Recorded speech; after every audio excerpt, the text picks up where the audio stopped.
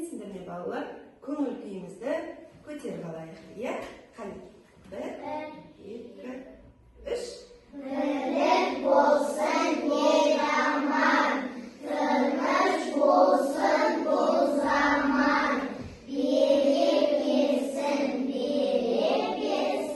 бейбіт жатқан бұл дала. Тамаша балалар, отыра алайық. Балалар, біз өткен тақырыпты бір еске түсіріп алайықшы. Мен сендерге қазір мәтін оқимын. Сендер сол мәтіннің ішінен сын есімдерді тауып көріңдерші. Заттың сынын білдіретін сөздерді. Заттың сынын білдіретін сөздерді білеміз бе? Қандай сөздер олар? Сары. Мысал келтірейікші, қызыл, тағы да. Әдемі. Иә, тағы. Сұлу, өте жақсы. Осы сөздерге сұрақ қойып көріңдерші. Әдемі дедіңдер, сұлу дедіңдер, жасыл, қызыл. Осы сөздерге сұрақ қойып көріңдерші. Иә, әдемі қыз, тамаша. Енді сұрақ қойшы сол әдемі деген сөзге. Молодец, өте жақсы жарайсың. Қандай? Әдемі, қандай? Сұлу, иә, қандай қызыл екен. Қазір мен сендерге бірнеше сөйлемдер оқиын. Сендер соның ішінен сынын білдіріп тұрған сөздерді тауып көріңдерші. Көктем шықты. Қызыл, жасыл, сары гүлдер жайқалды. Дала әдемі кейіпке енді. Балалар түрлі ойындар ойнады. Ал осы сөйлемдердің ішінен сынын білдіріп тұрген сөздерді қарайықшы, аялар. Қызыл, тамаша, әдемі дейді. Тағы жасыл, сары, өте жақсы. Гүлдер деген сынын білдіріп тұрма. Әдемі айттық. Ал тағы балалар түрлі ойындар ойнады. Түрлі, тамаша. Жарайсыңдар балалар, өте жұмбақ қойғым кеп тұр.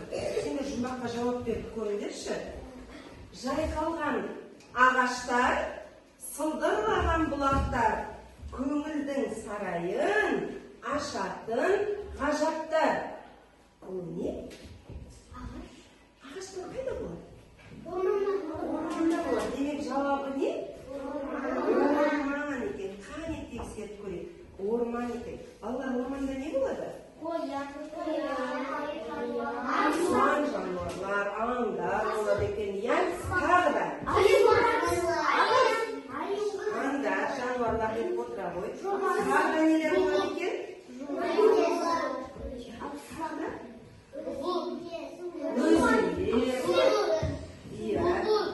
Құстар, жануарлар, аңдар дедік. Шөптер, тамаша, ағаштар болады екен. Жарайсыңдар балалар. Ондай болса, бүгінгі біздің сабағымыздың тақырыбы осы ағаштарға байланысты болады екен балалар. Жалпы сендер орманға барып көрдіңдер ме? Барып көргеніміз бар, барып көрмегеніміз бар. Жақсы. Балалар, суретке қараңдаршы. Ары қарай, тақтаға қарайықшы. Балалар, суретке қарасаңдар, не көріп тұрсыңдар? Орманды, ағаштарды көріп тұрсыңдар, иә? Тамаша. Сендер ағаштың түрлерін білесіңдер ме? Қандай ағаш түрлерін білесің? Қайың, тамаша. Шырша ағашын біледі екен, өте жақсы. Тағы қандай? Ағаш түрлерін білесің? Жақсы. Сұр ағашты біледі екен. Жақсы, тамаша. Баласы.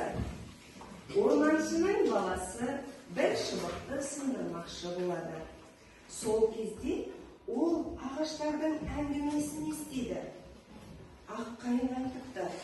Мен өскенде бесік боламын, кішкентай бөбекті тербетемін. Теректің жас шыбығы.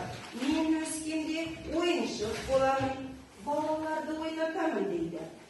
Қарағай, мен үлкен үй боламын деп депті шаттана. Ал мен кім боламын депті сонда бала. Сен ағаш шебері бол депті оған ағаштар. Жарайды деп шыбықтарды сындырмапты. Сол бала өскенде ағаш шебері болыпты. Балалар, кімге не туралы айтылды? Тамаша, Азиз, ағаштар туралы екен. Бала жас шыбықты неліктен сындырмады? Олардан дүниелер жасалады. Өте жақсы, жарайсың. Одан әртүрлі дүниелер жасалады екен, я? Баланың ағаш шебері болуына не себеп болды? Я, ағаштан жасалған заттар, я, ағаштардың бір-бірімен не істеуі? Сөйлесуі, әңгімелесуі, дұрыс айтады. Сонда ағаштардан қандай бұйымдар жасалады екен? Ойыншық, бесік, бөбекті тербететін бесік те жасалады екен, я? Жақсы, жарайсыңдар. Мәтінде қандай ағаштар туралы айтылған балалар? Тамаша, қайың ағашы туралы айтылған екен. Өте жақсы. Одан кейін қарағай туралы, қарағай туралы және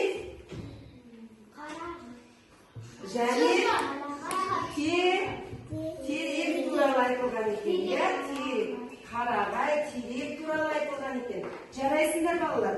Енді осы қайың ағашынан не жасалады екен? Өте жақсы. Бесік жасалады екен. Қайың ағашынан бесік жасалады екен. Теректен, жарайсыңдар. Теректен ойыншықтар жасалады екен.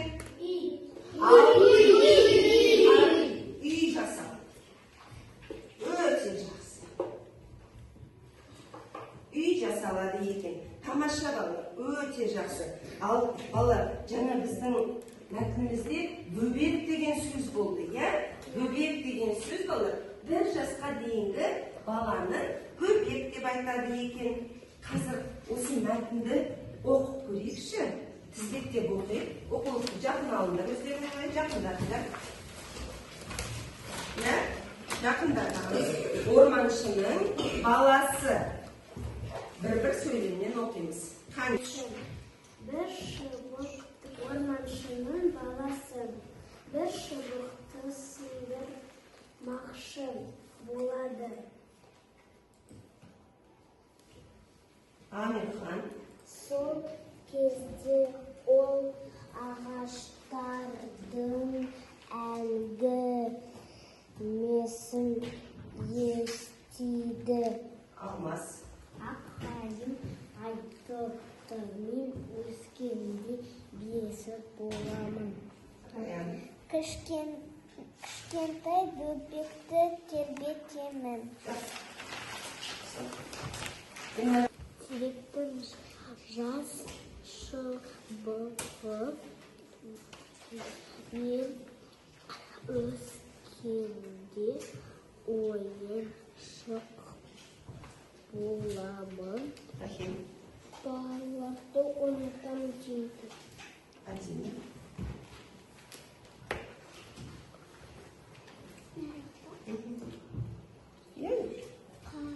Қарағай, мен үй боламын.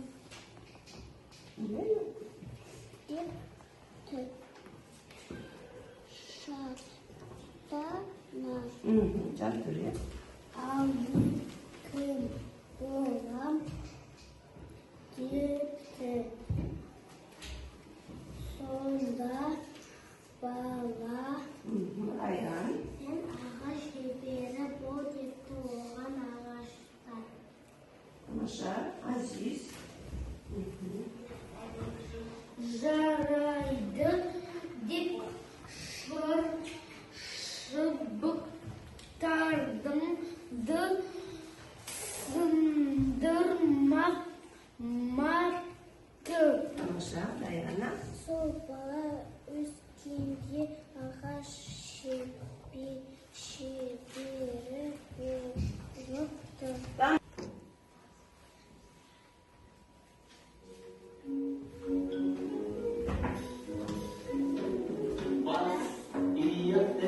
Айтамыз.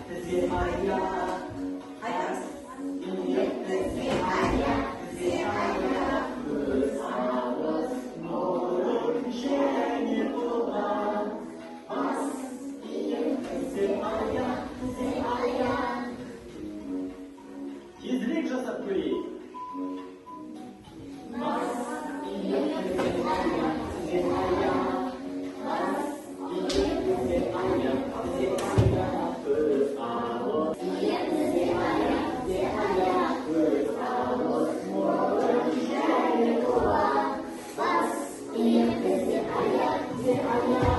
Жерінде одан да тезірек.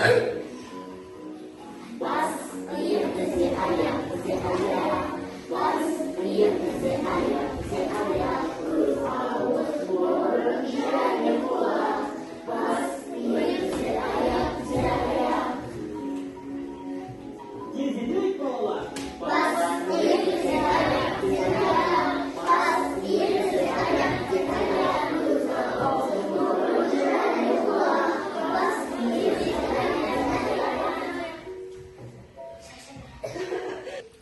Ал балалар, енді жұмыс дәптерімізден 35-ші бетті ашамыз, және де сонда берілген көркем жазуды жазамыз. Бірінші қандай сөз беріліп тұр балалар? Қайыр. Одан кейін еңбекқор. Тамаша. Дәптерімізді дұрыс қоямыз, әдемі отырамыз, бастаймыз.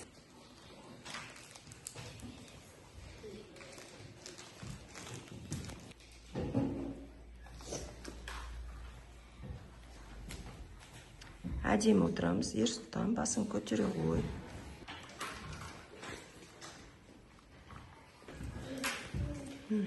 Өте жақсы.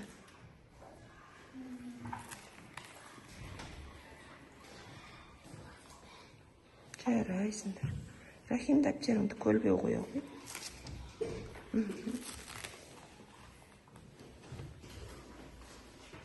Балалар, келесі тапсырма бізде топтық жұмыс болады. Қазір бірінші топқа тапсырма мынандай.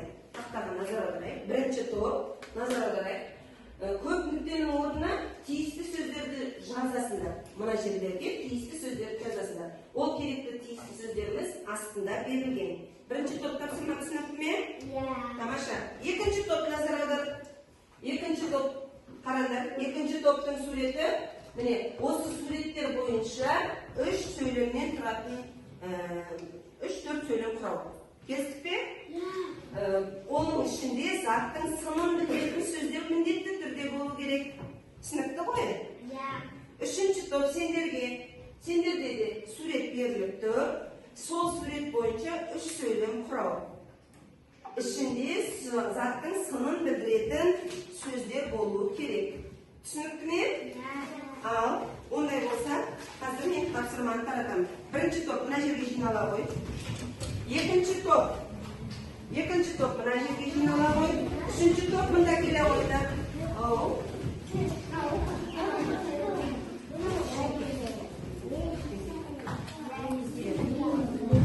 Жазбайсыңдар, ауызша құлай қой салыңдар. Екінші топ, ауызша құлайсыңдар.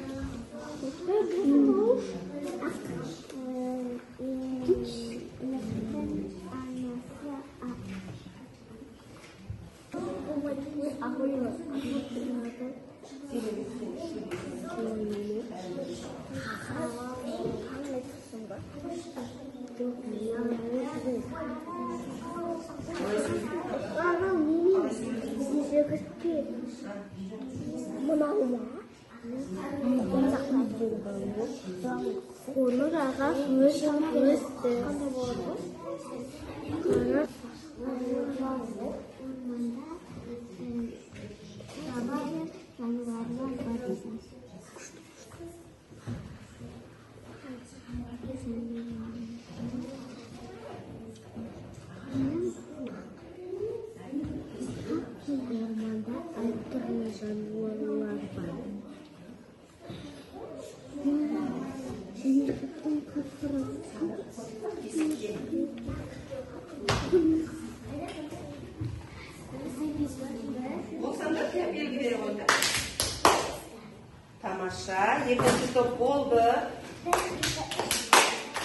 Tamam. Тамаша. Birinchi топ болды. Орындарына жайғаса қойыңдар. 2 бала қалса жеткілікті. 1, 2, 3. Тамаша. Тамаша. 3-ші топ отыра қой. Так. Кім сөйлейді? Белгілі болдыңдар ма? Келе ғой. Кім қорғаушы? 2-3 бала шында. Аха, келе ғой. Ал.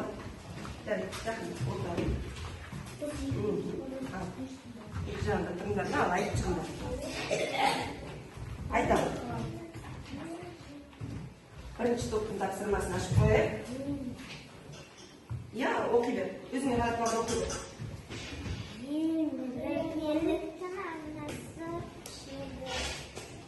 Шебер. Тамаша, шебер тоқымашы. Қызыл сары көк түсті шаптерген. Түрлі қойылдар соқиды. Тамаша, енді бір сөйлемді кім оқысын? Райана, Алмас оқысын. Еңлікке ақ шәрі тоқып берді. Еңлік қуанды. Өте жақсы, тамаша. Жарайсыңдар, отыра қойыңдар. Бірінші топ өте жақсы. 2-3 сөйлем құрау керек болатынбыз, иә? Ішінен заттың сынын білдіретін сөздер болсын дегенбіз. Қанеки? Қоңыр ағаштар. Қоңыр ағаштар. Ағаштар құлады. Ағаштар құлады дейді. Әдемі көбелек. Әдемі көбелек дейді. Аяла, сен қандай қосасың? Қоса. Суретте қайғы? Жасыл жапырақ. Жасыл жапырақтар жайқалып тұр дейді. Тамаша. Әдемі көбелектер. Әдемі көбелектер ұшып жүр дейді. Тамаша. Заттың сынын білдіретін сөздер қайсысы? Әдемі. Содан кейін қараңдар. Суреттерге қараңдар. Жаңағы қандай сөйлемдер құрадыңдар? Жасыл, әдемі дейді. Өте жақсы, иә балалар? Тамаша. Отыра қойыңдар, жарайсыңдар. 2-ші топ тамаша. 3-ші орманда жануарлар көп. Ағаштың түсі қандай? Қоңыр. Жануарлар әртүрлі. Қарғаның түсі қандай? Қара, ақ, ала деп айта аламыз. Я кейде кірпінің түсі қандай? Қоңыр екен. Тамаша, отыра қойыңдар. Жарайсыңдар. Уақытты қорқын үшін қазір біз бір ойын ойнаймыз. Тексеріс ойыны.